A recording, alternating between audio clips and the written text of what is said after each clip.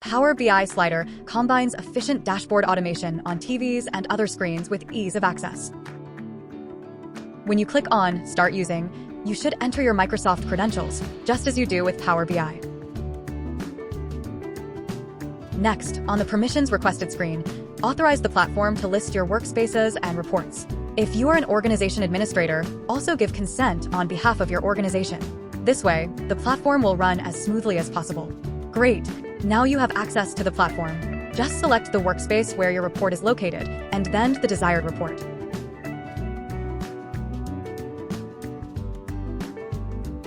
You are now viewing your report on the Power BI slider. Now let's set up the presentation.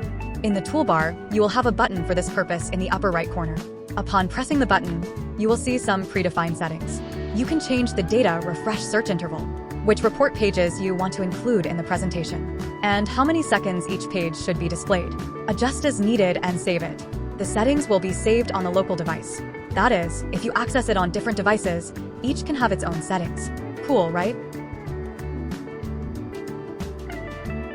Now you just need to press the button to start the presentation, which is located next to the settings button. The screen will switch to full screen mode and your presentation will begin.